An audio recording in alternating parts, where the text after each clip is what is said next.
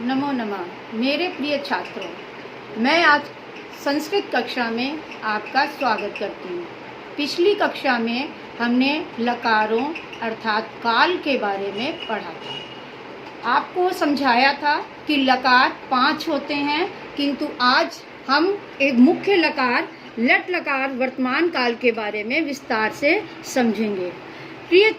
पिछली कक्षा में हमने लट लकार वर्तमान काल, ऋट लकार भविष्य काल, लंग लकार भूतकाल के बारे में समझा था। आज हम लट लकार वर्तमान काल के बारे में विस्तार से समझेंगे।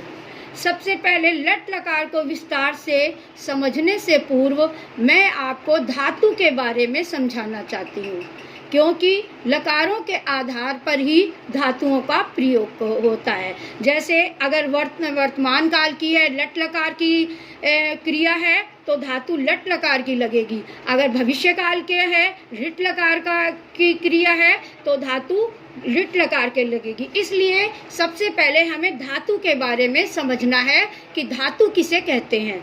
धातु हिंदी में जिन शब्दों से कार्य करने का बोध होता है उसे क्रिया कहते हैं, किंतु संस्कृत में जिन शब्दों से कार्य करने का बोध होता है उसे धातु कहते हैं। इस प्रकार क्रिया को संस्कृत में धातु कहते हैं। अब आप समझ गए होंगे कि धातु किसे कहते हैं। अब हम समझते हैं लट लकार क्रिया बनाने का सूत्र। ये कैसे बनता है? लट लकार की क्रिया का सूत्र है ये, और आप इसमें कैसे लट लकार की क्रिया बनाएंगे। पुरुष एक वचन, द्विवचन, बहुवचन। प्रथम पुरुष है, इसका सूत्र होता है ति ता अंति। इसका मतलब है इसके आगे जो भी हम क्रिया लगाते चलेंगे वो ये रूप लगते बनते चले जाएंगे।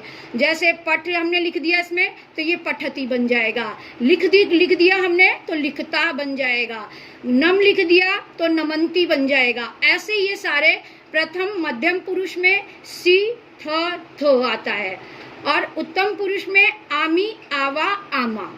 इस प्रकार अगर हम जब ये क्रिया के साथ यहाँ तक तो सही होता है, लेकिन जब हम ये पठंती अंति लगाएंगे तो पठ के साथ में जब अ मिल जाएगा तो वो हलंत वाला रूप ना बन करके पूरा आ बन जाता है, ठ बन जाता है।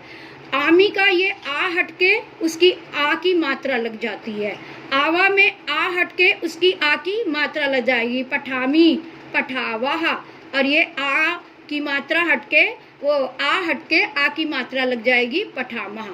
इस प्रकार वर्तमान काल की क्रिया बनाने का यह सूत्र है। अब यदि हमने पठ धातु के रूप लिखने हैं तो हम इस सूत्र के आगे पठ पठ शब्द लगाते चलेंगे और हमारे पठ धातु लट लकार वर्तमान काल के रूप तैयार हो जाएंगे। जैसे अब देखिए उसमें सूत्र में मैंने आपको दिखाया था ती, इसके हमने आगे लगा दिया पठ, पठती बन गया। आगे अगला था आपका ती ता अंति, तो ता के आगे हमने पठ लगा दिया, पठता बन गया। अंति के आगे हमने पठ लगा दिया, पठंती बन गया। सी अगला था मध्यम पुरुष में था सी थ, तो सी के आगे हमने पठ लगा दिया, पठसी बन गया। थ के आगे पठ लगा दिया, पठत बन गया। और थ के आगे हमने पठ लगा दिया, पठत बन गया। अब इसी प्रकार उत्तम पुरुष में देखिए आमी था, मैंने आपको बताया था कि आमी का आ हट करके खाली आ की मात्रा आएगी, उसके आगे हमने पठ लगा दिया तो बन गया पठामी। ऐसे पठावा, और इसके आगे भी आ की मात्रा लग गई, आवाह के हटके आ की मात्रा लग गई तो पठावाह, उसके आगे पठ आमह पठामा हो गया। इस प्रकार ये बन गए रूप पठती पठता पठंती, पठसी पठथा पठत, पठामी पठावा पठामा। यदि हमने अन्य धातुओं लिख गम आदि के रूप लट लकार वर्तमान काल में लिखने हैं तो उपर्युक्त सूत्र के आगे वह धातु लगाते चलेंगे। आशा करती हूँ कि आप लट लकार के धातु रूप अच्छी तरह से समझ गए होंगे और इसका प्रयोग भी आप अच्छी तरह से कर लेंगे। अगली कक्षा में हम अकारांत इसका प्रयोग करना सीख जाएंगे। कोरोना से बचेंगे, लॉकडाउन का पालन करेंगे। धन्यवाद।